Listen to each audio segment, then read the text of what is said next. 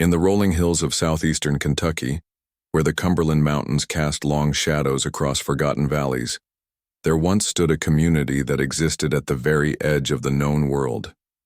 This was not a place you would find on any official map, not a destination marked by road signs or mentioned in county records. It was a settlement that seemed to hover between reality and nightmare, a collection of modest wooden buildings and carefully tended gardens that appeared almost too perfect, too orderly, too quiet for a place where human beings were supposed to live and work and raise their children. The community had no official name that outsiders ever learned, though those who lived in the surrounding countryside sometimes called it the Valley Settlement, or simply, them folks up the holler. It sat nestled in a natural bowl of land, surrounded by dense forests of oak and pine that seemed to grow thicker and more impenetrable the closer they grew to the settlement's borders. A single dirt road wound down from the main county route, disappearing into those dark woods like a thread being swallowed by shadow. What made this place truly unsettling was not just its isolation, but the strange quality of life that could be observed from the surrounding hills. Through field glasses, curious neighbors might catch glimpses of the residents going about their daily routines with a precision that bordered on the mechanical. Men would emerge from their homes at exactly the same time each morning, walking to their fields in single file. Women would hang laundry on lines at identical intervals, their movements synchronized as if choreographed. Children played in the dirt streets, but their games were silent, their laughter never carrying on the wind that swept through the valley. The settlement appeared to be deeply religious, though their particular denomination remained a mystery, to the Baptist and Methodist congregations that dominated the surrounding region. Every evening, without fail, the sound of hymn singing would drift up from the valley, but the melodies were unlike anything heard in traditional churches. The key. Voices rose and fell in haunting harmonies that seemed to twist familiar religious themes into something darker, more primal. Local farmers working their fields at dusk would pause in their labor when those strange songs began, feeling an inexplicable chill despite the warm Kentucky evenings. Visitors to the settlement were rare, and those who did venture down that winding dirt road often found their reception polite but distant. The residents would answer questions with careful, measured responses that revealed nothing of substance about their beliefs, their origins, or their way of life. Travelers seeking shelter for the night were never refused, but they would wake the next morning with persistent headaches and gaps in their memory, unable to recall conversations or observations that had seemed crystal clear the evening before. What was most disturbing to those who lived in the wider community was the settlement's apparent imperviousness to the hardships that affected everyone else in the region. During harsh winters that left neighboring farms struggling to feed their livestock, the valley settlement showed no signs of want or suffering. When disease swept through the countryside, claiming lives in every other community, not a single grave appeared in their small cemetery. When economic hardship forced families throughout Kentucky to abandon their land and seek opportunities elsewhere, the settlement's population seemed to remain constant, unchanging, as if immune to the forces that shaped the lives of ordinary people. Over the years, a pattern began to emerge that would eventually draw the attention of law enforcement officials from 3 different counties: people who visited the settlement, traveling preachers seeking new congregations, merchants hoping to establish trade relationships, young men courting girls they had glimpsed at county fairs, would disappear without explanation. Their horses would be found tied to fence posts at the settlement's edge, saddlebags intact, but the riders themselves would simply vanish as if they had never existed. More troubling still were the families who would arrive in the area, drawn by promises of cheap land and a godly community where they could raise their children in safety and virtue. These newcomers would write letters to relatives back home describing their journey and their hopes for their new life. But after a few weeks, the correspondence would cease abruptly. When concerned family members made the journey to check on their loved ones, they would find the settlement's residents claiming no knowledge of any new arrivals, speaking with such conviction that visitors began to question their own memories and sanity. The local postmaster, a meticulous man named Jeremiah Clark, began keeping unofficial records of these disappeared correspondences sometime in the 1890s. His private notes, discovered decades later in the walls of the post office during renovation work, documented a disturbing pattern that spanned nearly 3 decades. Between 1894 and 1921, Clark recorded exactly 312 men, women, and children who had either visited the settlement or moved there with the intention of joining the community, only to vanish without leaving any trace of their fate. These were not people who might have chosen to disappear voluntarily. They included respected members of established churches, families with deep roots in their original communities, and individuals with no reason to abandon their previous lives. They were farmers and craftsmen, mothers and fathers, young couples, starting their lives together, and elderly people seeking a peaceful place to spend their final years. What they shared was their complete and utter erasure from existence, once they passed beyond the tree line that marked the settlement's domain. Clark's notes included fragments of disturbing testimony from those few individuals who had visited the settlement and managed to return home. They spoke of being watched constantly by silent children who never seemed to play or laugh as normal children did. They described meals shared in complete silence, broken only by prayers spoken in languages that sounded almost like English, but contained words and phrases that made no sense to educated listeners. Most unsettling of all, they reported dreams, filled with images of underground chambers, of torchlight flickering on stone walls, of voices calling out in languages that seemed older than human civilization itself. But perhaps the most chilling aspect of Clark's documentation was his final entry, dated September 15, 1921. In his careful handwriting, he noted that several of the settlement's neighbors had begun to report that the evening hymn singing had grown louder in recent months, as if the congregation had somehow grown larger despite no new arrivals being observed. The implication was clear and terrifying. Somewhere within that isolated valley, the 312 missing souls were still present, still participating in whatever dark rituals had claimed them, but no longer counted among the living in any sense that rational minds could comprehend. The earliest documented vanishings began in the spring of 1894, though local folklore suggested that people had been disappearing in connection with the valley settlement for years, before anyone thought to keep official records. The first case that drew serious attention involved the Morrison family, Thomas and Mary Morrison, along with their 3 young children, who had sold their prosperous farm in neighboring Laurel County to join what they described in letters to relatives as a community of true believers where God's word is followed without compromise. Thomas Morrison had been a respected member of his local Methodist congregation, known for his generous contributions to church-building funds and his willingness to help neighbors during times of hardship. When he announced his family's intention to relocate, his pastor had tried to dissuade him, warning that isolated religious communities often developed dangerous ideas that strayed far from accepted Christian doctrine. But Morrison had been adamant, claiming that he had received a divine calling to join the settlement after encountering one of their representatives at a county fair. The family's letters home, preserved in the correspondence of Mary Morrison's sister in Louisville, began optimistically enough. They described their warm reception by the community, the beauty of the valley landscape, and their satisfaction with the simple wooden house they had been assigned. Mary wrote enthusiastically about the community's dedication to prayer and scripture study, noting that religious services were held not just on Sundays but every evening, with the entire population gathering in what she called the meeting house for hours of worship that extended well past midnight. But even in those early letters, careful readers might have detected subtle signs that all was not as it seemed. Mary mentioned that the children of the settlement were remarkably well behaved, never crying or causing disruptions during the lengthy religious services. She noted that the community's leader, whom she referred to only as the teacher, possessed an unusual depth of biblical knowledge and spoke with authority about spiritual matters that she had never heard discussed in traditional churches.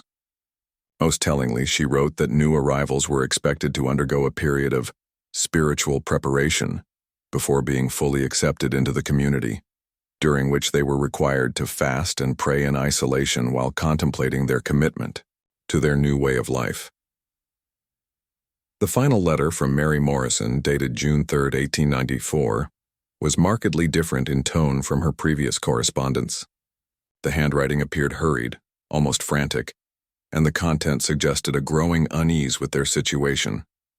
She wrote that the spiritual preparation period had been extended indefinitely, that families were being separated during this time with men, women, and children housed in different areas of the settlement. Most disturbing was her mention that the evening religious services had begun to include elements that she could not bring herself to describe in detail. Rituals that seemed to draw from traditions much older than Christianity. After that letter, the Morrison family's correspondence ceased entirely. When Mary's sister traveled to Kentucky in August to investigate, she found the settlement's residents politely insistent that no family by that name had ever joined their community. They spoke with such calm certainty that Mary's sister began to doubt her own memory, wondering if perhaps she had misunderstood her sister's intentions or confused the location of their destination. She returned to Louisville deeply troubled but unable to articulate exactly what had felt so wrong about her visit to the valley.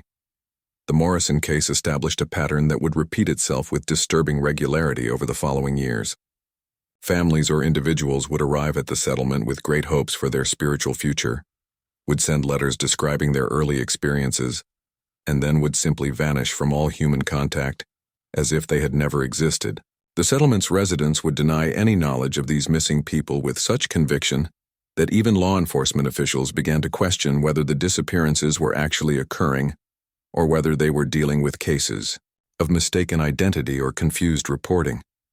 The case that finally forced local authorities to take these disappearances seriously involved Reverend James Whitaker, a traveling preacher who had built a reputation throughout eastern Kentucky for his powerful sermons and his ability to establish new congregations in isolated communities. Reverend Whitaker had written to his bishop in Lexington, describing his intention to visit the Valley settlement in October 1896, expressing curiosity about their religious practices and hoping to establish a dialogue that might bring them into fellowship with the broader Methodist community.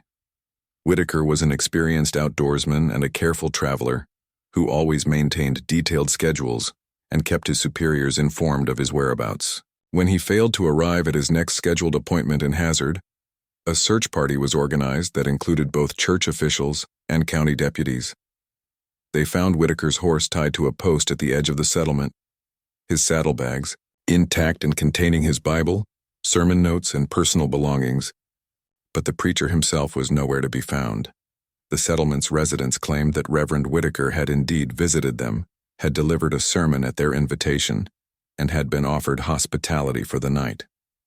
According to their account, he had seemed pleased with his reception and had left the following morning, expressing gratitude for their kindness and promising to speak favorably of their community to other church officials. They seemed genuinely puzzled by his disappearance and suggested that perhaps he had encountered difficulties while traveling through the treacherous mountain terrain. But the search party found no evidence that Whitaker had ever left the settlement. His horse showed no signs of having been ridden beyond the valley, and experienced trackers could find no footprints or other traces indicating that the preacher had departed on foot. Most disturbing of all, several members of the search party reported an overwhelming sense of being watched during their investigation, as if unseen eyes were tracking their every movement through the settlement and the surrounding woods. The investigation into Reverend Whitaker's disappearance was the first to generate official documentation, creating a paper trail that would eventually lead to the recognition of a much larger pattern of vanishings. County Sheriff Benjamin Crawford's report, filed in November 1896, noted that the settlement's residents had been cooperative but evasive, answering questions with technically truthful responses that revealed nothing of substance about what had actually occurred during Whitaker's visit. More significantly, Sheriff Crawford noted several details about the settlement that struck him as deeply unusual. He observed that despite the season being late autumn, the community's gardens still showed signs of recent harvest, as if they were somehow immune to the early frosts that had already killed crops throughout the region. He noted that the settlement's children, numbering perhaps 20 or 30, never spoke in the presence of outsiders and seemed to communicate with each other through subtle gestures and glances rather than words. Most memorably, he described the overwhelming silence that seemed to blanket the entire valley, a quiet so complete that even the sounds of wind and wildlife seemed muffled and distant. Sheriff Crawford's report concluded with a recommendation: that the settlement be placed under periodic observation, but this suggestion was never implemented due to budget constraints and the difficulty of maintaining surveillance in such remote terrain. This failure to establish ongoing monitoring would prove to be a crucial oversight, as the disappearances continued to accelerate in both frequency and scope, drawing in not just willing converts, but anyone who ventured too close to the settlement's mysterious domain. As word of Reverend Whitaker's disappearance spread through the network of churches and communities that connected eastern Kentucky's scattered settlements, an atmosphere of unease began to settle over the entire region. Farmers working fields that bordered the forested approaches to the valley settlement reported strange observations that seemed to multiply with each passing season. What had once been dismissed as rural superstition began to coalesce into a pattern of testimony so consistent that even the most skeptical observers were forced to acknowledge that something genuinely disturbing was occurring in that isolated hollow. The most frequently reported phenomenon involved sightings of figures moving through the woods at night, carrying torches or lanterns that cast an unusual orange glow against the trees. Unlike ordinary travelers who might be expected to follow established paths or roadways, these nocturnal processions seemed to wind through the deepest parts of the forest, following routes that made no sense to anyone familiar with the terrain. Local hunters who encountered these mysterious groups reported that the figures moved in complete silence despite their numbers, which sometimes appeared to include dozens of individuals walking in single file through underbrush that should have made quiet passage impossible. Jeremiah Sizemore, whose tobacco farm occupied high ground overlooking the valley's eastern approach, became an inadvertent chronicler of these midnight processions. His diary, discovered by family members after his death in 1903, contained detailed observations spanning nearly 7 years of watching the mysterious lights move through the darkness below his property. Sizemore noted that the processions followed a regular schedule, occurring most frequently during the new moon when natural darkness was at its deepest. He observed that the groups always moved toward the settlement rather than away from it, suggesting that whatever rituals were being conducted required participants to gather from locations scattered throughout the surrounding wilderness. Most disturbing were Sizemore's descriptions of the sounds that sometimes accompanied these torchlight processions. He wrote of hearing what he initially mistook for singing, but which revealed itself on closer listening to be something far more unsettling. The voices rose and fell in harmonies that seemed to follow musical patterns, unlike anything heard in traditional church services or folk music. The melodies had a hypnotic quality that Sizemore found both compelling and deeply unsettling, describing nights when he would find himself standing at his bedroom window for hours, transfixed by sounds that seemed to bypass his conscious mind and speak directly to some primitive part of his consciousness that he had never known existed. Children throughout the region began reporting encounters that their parents initially dismissed as imagination or nightmare, but which grew too consistent and detailed to ignore. These incidents typically involved young people who had wandered too close to the valley while hunting, fishing, or exploring the extensive cave systems that honeycombed the local limestone.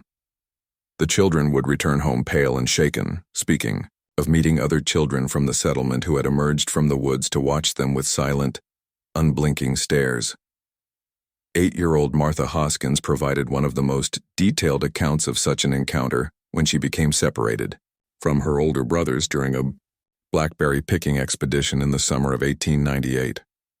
Lost and frightened as darkness began to fall, she had been relieved to see several children approximately her own age standing among the trees ahead of her.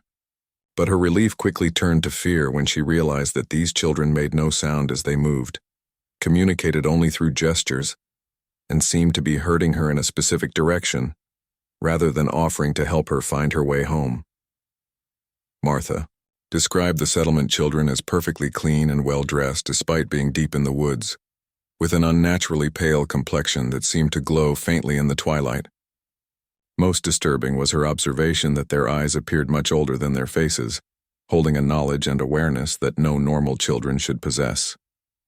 When she finally broke free from their silent escort and ran blindly through the forest until she found familiar landmarks, she discovered that nearly 6 hours had passed, though her encounter with the strange children seemed to have lasted only minutes. Similar reports came from adults who worked in the forests surrounding the valley, loggers and hunters who found their activities increasingly disrupted by the sense of being observed by unseen watchers. Men who had spent their entire lives in the Kentucky wilderness, comfortable with solitude and unafraid of the natural dangers posed by wild animals or treacherous terrain, began to avoid certain areas entirely after experiencing encounters that left them shaken and confused. Daniel Breathitt, a logger whose family had worked the region's forests for 3 generations, described finding evidence of activities that defied rational explanation. Deep in areas where no roads existed and where the terrain was too rough for normal travel, he would discover clearings that showed signs of large gatherings, circles of trampled earth surrounded by symbols carved into tree trunks, arrangements of stones that followed geometric patterns too precise to be natural, and the lingering smell of smoke from fires that burned materials other than ordinary wood. Most unsettling were Breathitt's discoveries of what appeared to be altars constructed from local stone and decorated with objects that seemed to come from a variety of time periods and locations. He found jewelry and personal belongings that clearly originated from different eras. A silver locket that bore the hallmarks of colonial-era craftsmanship, alongside spectacles of a type manufactured in the mid-19th century. Children's toys carved from wood using techniques that suggested both recent and ancient origins. These items appeared to be offerings or memorials, arranged with a reverence that suggested they had belonged to people of great significance to whoever had placed them there. The breaking point came in the autumn of 1899 when 12-year-old Timothy Mullins, son of a respected deacon in the Corbin Methodist Church, disappeared while hunting squirrels near the valley's southern boundary. Timothy was an experienced woodsman despite his youth, familiar with the local terrain and reliable about returning home before dark. When he failed to appear for supper, his father organized a search party that scoured the woods throughout the night without finding any trace of the boy. 3 days later, Timothy returned home on his own, walking out of the forest in the early morning hours, with no memory of where he had been or what had happened to him during his absence. He appeared physically unharmed, but seemed fundamentally changed, speaking in whispers and avoiding eye contact with family members. Most disturbing was his repeated insistence that he had seen the gathering in white robes and had been chosen to witness something that he could not or would not describe in detail. Timothy's behavior grew increasingly erratic over the following weeks. He would disappear for hours at a time, always returning from the direction of the valley settlement. His parents found him standing at his bedroom window during the night, staring toward the dark woods with an expression of longing that frightened them deeply. When they questioned him about these episodes, he would respond only that he was listening for the calling, waiting for permission to return to where he truly belonged. On the night of November 15th, 1899, Timothy Mullins vanished from his family's home for the final time, leaving behind only a note written in handwriting that seemed too mature for a 12-year-old child. "I have heard the true teaching now, and I understand what I must do. Do not look for me in the places where ordinary people live, for I am going to join those who serve the deeper truth." His body was never found, but local residents reported that the evening hymn singing from the valley settlement seemed to include one additional voice in the weeks that followed, a high, clear note that carried across the darkness with heartbreaking familiarity. The accumulation of disappearances and disturbing reports finally forced state authorities to take action in the spring of 1900. The Kentucky State Police, established just 2 years earlier, faced pressure from church organizations, concerned families, and local politicians who could no longer ignore the growing crisis in the southeastern mountains. The decision was made to launch a formal investigation into the valley settlement, with the goal of determining whether criminal activity was occurring and bringing any perpetrators to justice. Deputy Marshal Eugene Sawyer was selected to lead the investigation, chosen for his experience with isolated mountain communities and his reputation for handling sensitive religious matters with appropriate discretion. Sawyer had served as a circuit judge before joining law enforcement and was considered one of the few officials who might be able to navigate the complex cultural and legal issues involved in investigating a religious community without triggering the kind of violent confrontation that had occurred in other parts of the country. Sawyer's first attempt to investigate the settlement occurred on May 3, 1900, when he rode into the valley accompanied by 2 local deputies and a representative from the Kentucky Attorney General's office. His official report, filed upon his return to Frankfort, described a community that appeared to be operating within the bounds of law, though he noted several unusual characteristics that warranted further investigation. The settlement's residents had been cooperative but reserved, answering questions truthfully but volunteering no additional information beyond what was specifically requested. What troubled Deputy Marshal Sawyer most was not what he observed, but what he failed to observe during his visit. Despite clear evidence that the community included children, he could see toys and small clothing hanging on laundry lines. No children were visible during his entire day-long investigation. When he inquired about this absence, he was told that the young people were engaged in educational activities that could not be interrupted for non-essential purposes. Similarly, while he counted approximately 40 adult residents during his visit, local reports suggested that the settlement's population was much larger, raising questions about where the additional residents might be and why they were being kept from view. Most disturbing was Sawyer's experience during the evening hours of his visit. The settlement's residents had invited the investigation team to observe their evening worship service, which they described as the central organizing principle of their community life. What Sawyer witnessed in the settlement's meeting house challenged his understanding of Christian worship and left him with questions that he struggled to articulate in his official report. The service began conventionally enough, with hymn singing and scripture reading that would have been familiar to any Protestant congregation. But as the evening progressed, the worship took on characteristics that Sawyer found increasingly unsettling. The scripture readings came from books that he did not recognize, despite his extensive knowledge of biblical texts. The hymns, gradually, shifted from familiar melodies to haunting chants in languages that sounded ancient and otherworldly. Most disturbing of all, the congregation's behavior became increasingly synchronized, as if they were all responding to cues that only they could perceive. Deputy Marshal Sawyer's report noted that he and his companions had felt increasingly uncomfortable as the service continued, experiencing symptoms that included dizziness, nausea, and a growing sense of disorientation that made it difficult to focus on what was occurring around them. When they attempted to leave the meeting house, they found that their legs would not obey their commands, forcing them to remain seated while the worship service continued around them for what felt like hours, but which their pocket watches indicated was only minutes. The investigation team departed the settlement the following morning with promises to return for follow-up visits, but Deputy Marshal Sawyer's subsequent attempts to organize additional investigations were mysteriously unsuccessful.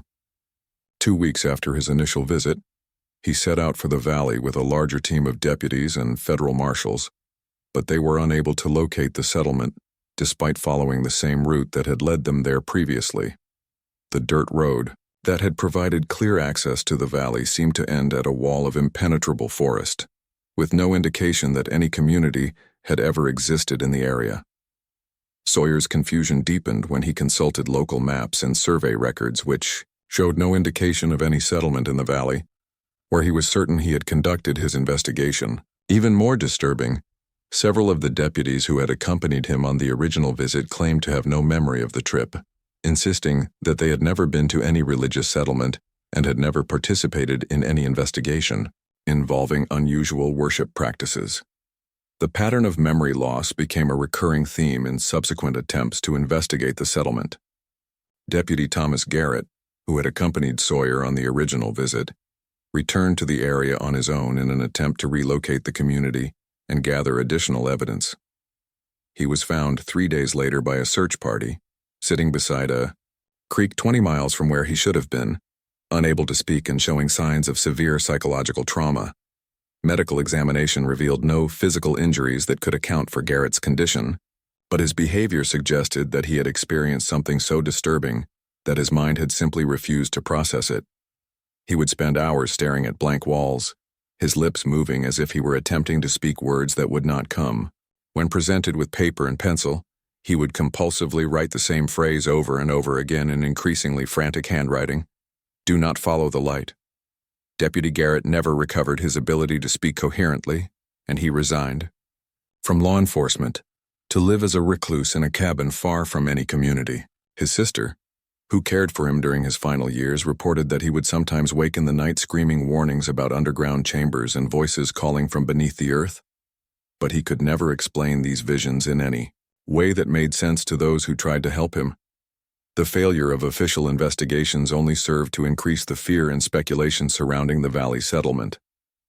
Wild theories began to circulate among the local population, ranging from suggestions that the community was engaged in devil worship to claims that they had discovered entrance to underground realms inhabited by supernatural entities. Some residents became convinced that the settlement existed in multiple locations simultaneously, appearing to some visitors while remaining invisible to others, based on criteria that no one could understand or predict. Church leaders throughout the region began warning their congregations to avoid the area entirely, describing the settlement as a place where evil had taken root and where good Christian souls could be corrupted or destroyed by forces beyond human understanding. These warnings had the unintended effect of attracting curious visitors who saw the mysterious community as a challenge to their faith or their courage, leading to additional disappearances that further fueled the growing hysteria. By 1905, the Valley settlement had become a source of regional legend rather than local concern, as residents learned to avoid the area entirely, and authorities gave up any pretense of investigating activities there. The community had achieved a form of immunity through sheer incomprehensibility, existing in a space that seemed to operate by rules different from those that governed the ordinary world. The stage was set for revelations that would prove even more disturbing than anything that had been discovered during the failed investigations, secrets that lay hidden beneath the settlement's facade of religious devotion and waited in darkness for the proper time to be revealed. As the first decade of the 20th century progressed, fragments of testimony began to emerge from sources that authorities had never expected. Survivors who had managed to escape from the valley settlement after witnessing rituals that challenged every assumption about what was occurring within that isolated community. These accounts, gathered from individuals who appeared at hospitals, churches, and law enforcement offices in various states of physical and psychological distress, painted a picture of religious practices that bore little resemblance to any known form of Christian worship. The first detailed testimony came from a woman who identified herself only as Sarah, appearing at a Methodist church in Lexington in the winter of 1906, wearing a simple white dress and showing signs of prolonged malnutrition. She claimed to have lived in the valley settlement for nearly 2 years before finding an opportunity to escape, and her account of life within the community revealed practices that the Methodist minister who interviewed her could barely bring himself to document in writing.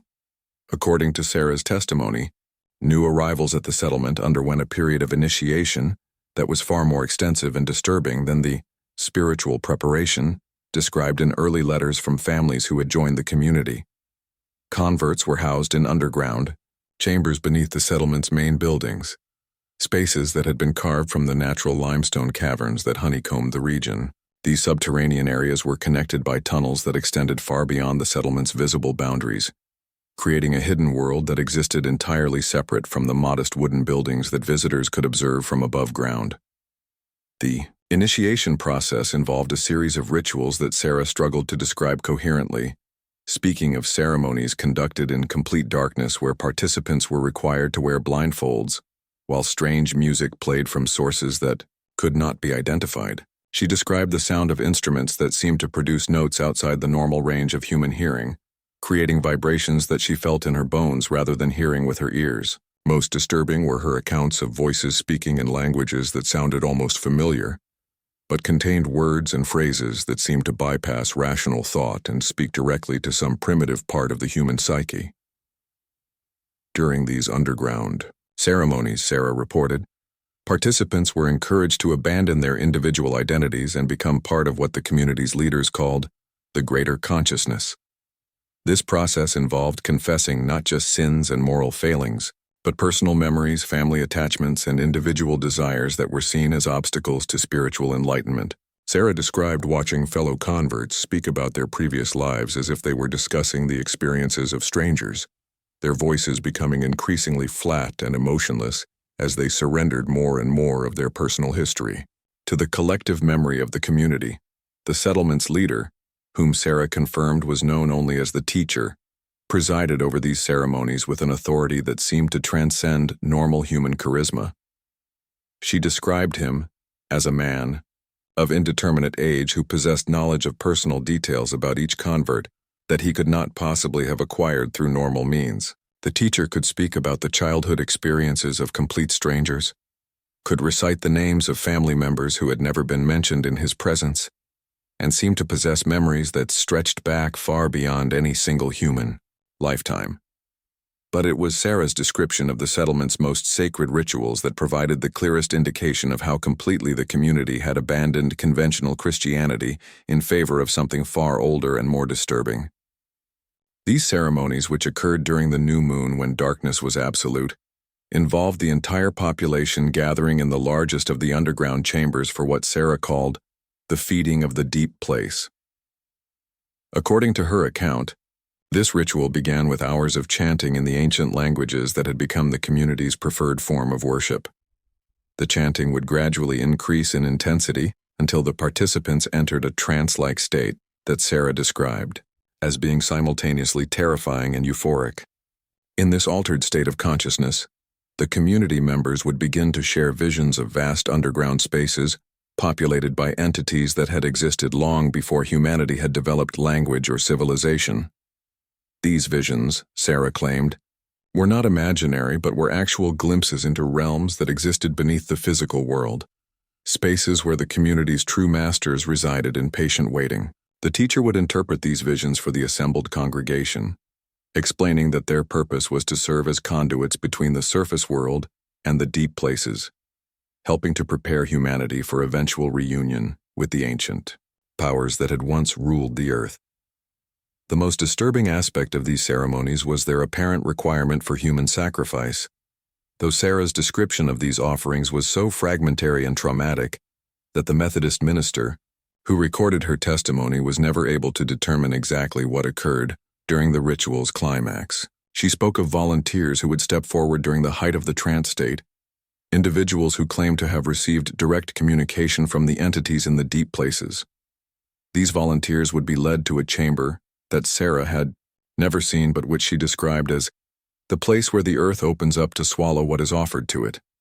Sarah never witnessed the fate of these volunteers directly, but she reported that they were never seen again within the settlement and that their names would be spoken during subsequent ceremonies as if they were still present among the community. Most disturbing was her observation that the number of participants in the underground rituals remained constant despite these disappearances, suggesting that new converts were arriving to replace those who had been claimed by whatever forces the community served. Her escape from the settlement occurred during one of these ceremonial gatherings, when the combination of underground smoke and the hypnotic chanting had left most of the community in a state of deep trance. Sarah had maintained enough awareness to slip away from the group and make her way through the tunnel system to an exit she had discovered during her months of captivity. She emerged from the underground chambers to find the settlement's surface, buildings completely empty, with no guards or watchers to prevent her departure. The journey to safety had taken her nearly a week, during which she had traveled exclusively at night to avoid detection by any search parties that might have been sent to retrieve her.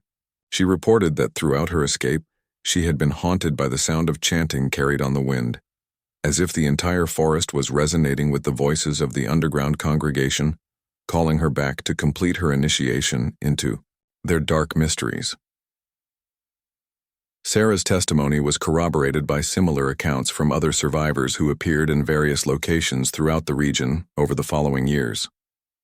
Though their stories differed in details, they shared common elements that painted a consistent picture of a community that had evolved far beyond conventional religious practice into something that threatened the safety and sanity of anyone who encountered it. These survivor accounts also revealed the true scope of the settlement's influence, describing a network of underground chambers and tunnels that extended for miles in all directions, connecting to caves and natural formations throughout the Cumberland Mountains. The community, according to these reports, was not limited to the valley settlement that investigators had attempted to study. but was part of a vast subterranean complex that could house hundreds or possibly thousands of individuals engaged in worship of entities that existed in realms beyond human understanding.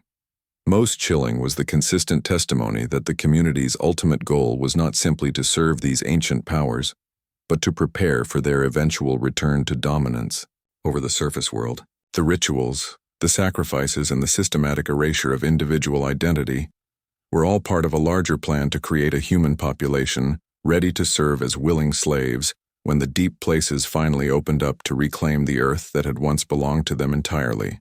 By the autumn of 1921, the accumulation of disappearances, failed investigations, and survivor testimonies had finally forced federal authorities to acknowledge that the Valley settlement represented a threat that exceeded the capabilities of local and state law enforcement.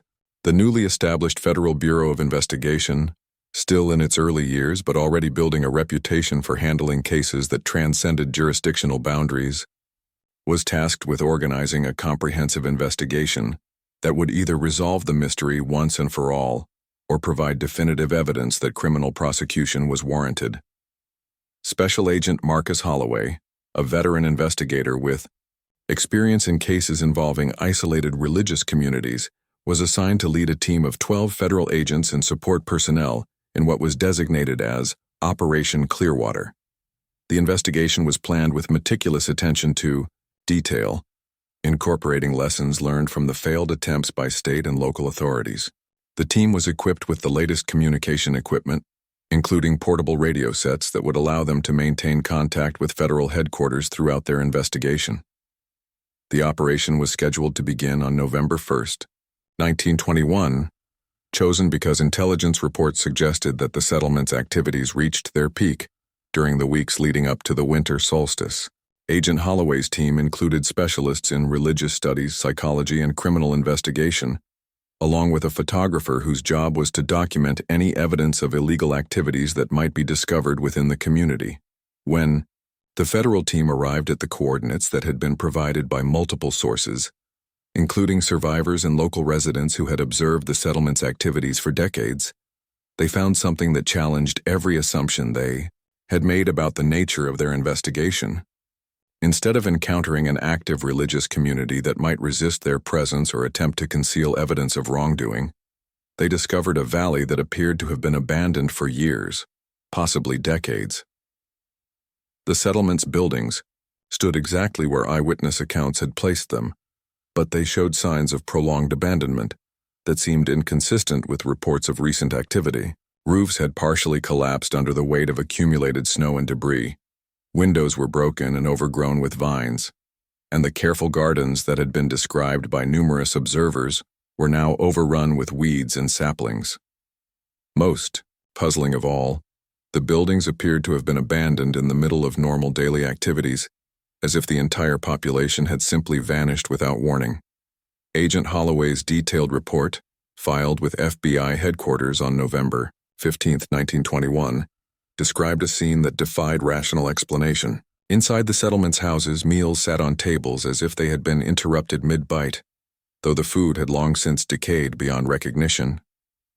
Clothing hung on lines where it had been left to dry, now weathered and faded but still hanging, in neat rows that suggested careful domestic organization. Children's toys lay scattered in yards and on porches, positioned as if they had been abandoned during active play rather than put away properly. The meeting house that had served as the community's center of worship was perhaps the most disturbing discovery. The building's interior showed clear evidence of recent use, with candles burned down to stubs still positioned on tables and benches, arranged as if for an imminent service. But the walls were covered with symbols and text written in languages that none of the team's specialists could identify, markings that appeared to have been made with materials that had left permanent stains on the wooden surfaces. Most unsettling of all was the discovery of the underground chamber system that survivor testimonies had described. The entrances to these subterranean spaces were found exactly where Sarah and other escapees had indicated they would be, hidden beneath innocent-looking root cellars and storage areas. Federal investigators descended into these tunnels equipped with electric lanterns and mapping equipment, determined to document the full extent of the settlement's hidden infrastructure. What they found beneath the abandoned settlement challenged their understanding of what was humanly possible to construct. In such a remote location, the tunnel system extended for miles in all directions, connecting natural limestone caverns that had been modified and expanded to create spaces capable of housing hundreds of people. The walls of these chambers were covered with the same strange symbols found in the meeting house above, but here they appeared to have been carved directly into the stone with tools that left marks unlike anything produced by conventional construction techniques. The largest of the underground chambers contained evidence of the rituals that survivors had described, including stone altars stained with substances that federal chemists were never able to identify with certainty. Scattered around these ritual spaces were personal belongings that appeared to represent decades of accumulated offerings. Jewelry, clothing, books, and photographs that seemed to come from every time period since the settlement's establishment. Most disturbing were the carefully arranged collections of children's toys and clothing, positioned with a reverence that suggested they held deep significance for whoever had placed them there. But despite this wealth of physical evidence, the federal investigation team found no trace of the people who had created and used these spaces. No bodies were discovered in the tunnels, no remains were found in the ritual chambers, and no evidence could be located that might indicate where the settlement's population had gone or when they had departed. The underground spaces were as empty of human presence as the abandoned buildings above ground, creating a mystery that seemed to defy every investigative technique available to federal law enforcement. Agent Holloway's team spent 3 weeks conducting a comprehensive search of the entire valley and the surrounding forest areas, using tracking techniques and search patterns that should have revealed any evidence of recent human activity. They found no footprints, no campsites, no trails that might indicate the direction in which the settlement's residents had traveled when they abandoned their community. It was as if several hundred people had simply evaporated from existence, leaving behind only the physical structures and possessions that marked their presence, but providing no clue about their ultimate fate. Perhaps most disturbing of all was the team's discovery that their own presence in the valley was being observed by unseen watchers. Throughout their investigation, team members reported the persistent sensation of being watched, particularly during the night hours when their camp was supposedly secured against intrusion. Guards stationed around the perimeter of their base camp reported glimpses of figures moving through the forest, always at the edge of visibility and always vanishing when approached for direct confrontation. The team's photographer, William Crawford, captured several images that appeared to show human silhouettes standing among the trees surrounding the abandoned settlement. But when the photographs were developed, these figures appeared translucent and indistinct, as if they existed only partially in the physical world. Most unsettling was Crawford's report that his camera equipment had begun malfunctioning in specific areas of the underground tunnel system, producing images that showed rooms and passages that were not physically present when observed directly by the human eye. Agent Holloway's investigation concluded with a recommendation that the entire valley be designated as a restricted area, off-limits to civilian access pending further study by specialists in unexplained phenomena. But before this recommendation could be implemented, something occurred that would transform the federal investigation into yet another chapter in the settlement's long history of defying official scrutiny.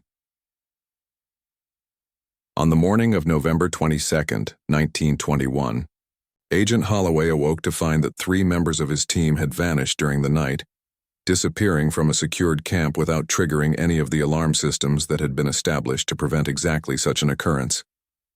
The missing agents, Robert Chen, Margaret Foster, and Daniel Murphy, were never found despite extensive search efforts that continued for months after the main investigation was concluded.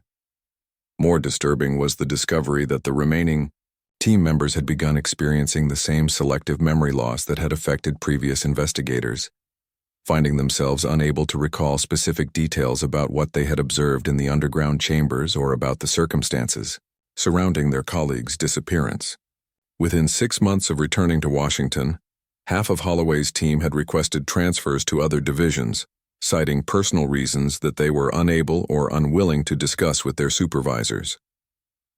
The federal investigation's inconclusive end marked the beginning of what locals would later call the Great Forgetting, a period during which official interest in the valley settlement faded into bureaucratic obscurity, while the mystery itself evolved into something far more insidious than any government agency could have anticipated. Files were misfiled, reports were lost in departmental reorganizations, and the few officials who retained clear memories of Operation Clearwater found their concerns dismissed as the products of overactive imagination or professional burnout. But forgetting, as the people of southeastern Kentucky would learn over the following decades, was not the same as being forgotten. The abandoned valley, now officially designated as geologically unstable and closed to public access, began to exert an influence that extended far beyond its physical boundaries. Local residents reported that the quality of silence in the region had changed, becoming deeper and more oppressive, as if the very air had learned to muffle sound in ways that violated natural law. Children born after the settlement's disappearance began experiencing dreams that their parents recognized as disturbingly similar to the accounts that had been whispered through previous generations. These new dreamers described visions of underground chambers filled with singing voices, of torchlight processions that moved through forests that no longer existed, and of pale figures in white robes who called to them in languages that their waking minds could not understand but that their sleeping souls seemed to recognize with terrible familiarity. Dr. Elizabeth Thornton, a psychiatrist who established a practice in nearby Corbin during the 1930s, became inadvertently involved in documenting these recurring dreams when several families sought her help for children who were experiencing what they described as night terrors. Dr. Thornton's case files, discovered in the basement of the defunct medical clinic decades later, revealed a pattern of shared imagery and symbolism that suggested the children were not experiencing individual nightmares, but were somehow accessing a collective memory that had been embedded in the region itself. The dreams followed a consistent narrative structure that Dr. Thornton found impossible to explain through conventional psychological theory.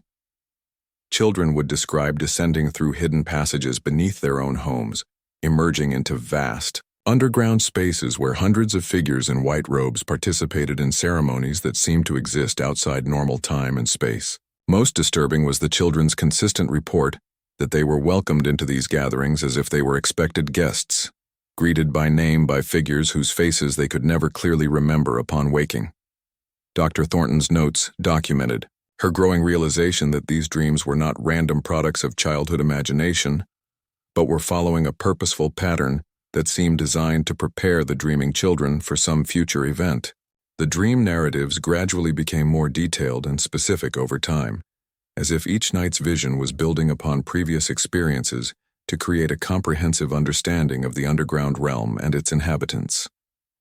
What made Dr. Thornton's research particularly significant was her discovery that the children experiencing these dreams were not randomly distributed throughout the population, but were concentrated in families with specific genealogical connections to the region. Her investigation revealed that many of the young dreamers were descendants of people who had disappeared in connection with the valley settlement, suggesting that whatever force was responsible for the visions was specifically targeting bloodlines that had already been touched by the mystery.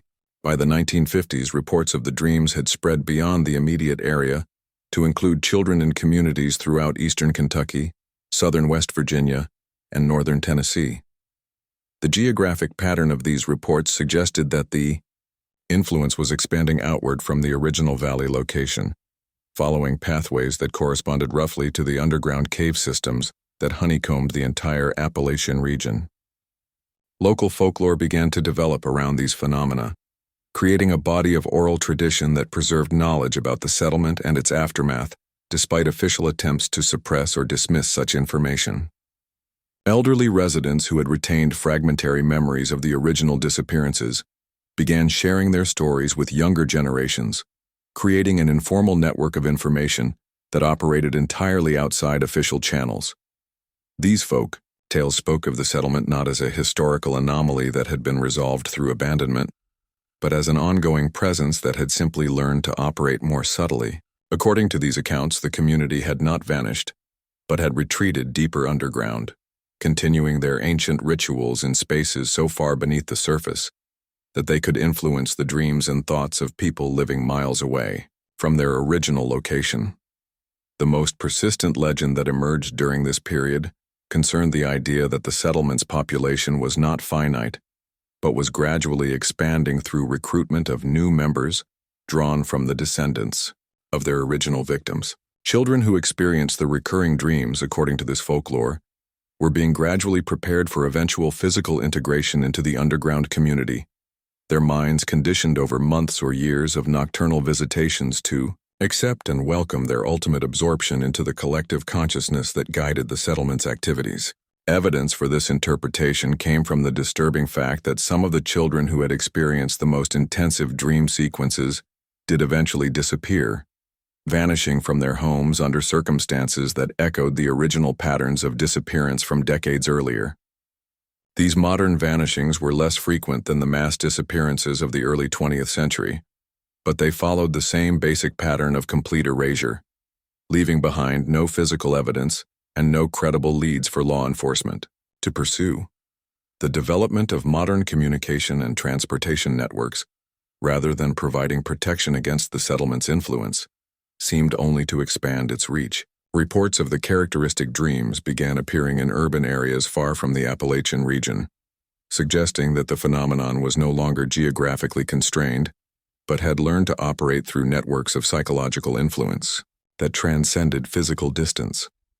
Dr. Thornton's final research notes, written shortly before her death in 1967, expressed her growing conviction that the Valley settlement represented something far more significant than a regional mystery or historical curiosity. She had come to believe that the community was part of a global network of similar entities, ancient intelligences that had been slowly infiltrating human civilization for centuries, while carefully concealing their true nature and ultimate objectives. According to Dr. Thornton's theory, the southeastern Kentucky settlement had been an experimental site where these entities had developed and tested techniques for psychological manipulation and mass influence that were now being deployed on a much larger scale. The dreams, the disappearances, and the systematic erasure of evidence were not random phenomena, but were part of a carefully orchestrated campaign to reshape human consciousness in preparation for some form of species-wide transformation.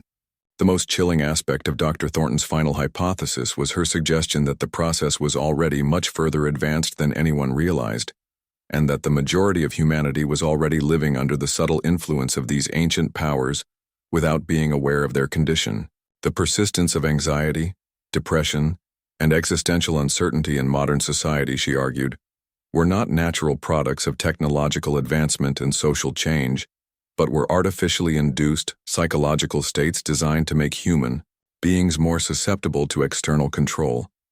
Dr. Thornton's death was officially attributed to heart failure, but her research assistant noted that she had been found in her office early one morning, sitting at her desk with her notes spread before her as if she had been working through the night. Her face bore an expression of profound terror, but also of recognition, as if she had finally understood something that had been eluding her for years. Her final note, written in handwriting that became increasingly erratic toward the end, contained only the words, "They never left. They never left. They are still teaching us, and we are still learning." Today, more than a century after the settlement's official disappearance, the influence continues to manifest in ways that have become so integrated into modern life that they are rarely recognized as anomalous. Urban legends about abandoned places that should not be approached, recurring nightmares that seem to be shared across populations, and a general sense of unease that seems to permeate contemporary existence all echo the patterns that were first documented in the valleys of southeastern Kentucky. The question that remains, whispered in academic conferences and online forums dedicated to unexplained phenomena, is whether the Valley settlement was truly unique or whether it was simply the first of these ancient influences to be documented by modern record-keeping systems. If Dr. Thornton's theories were correct, then similar communities may still exist in isolated locations around the world, continuing their patient work of reshaping human consciousness.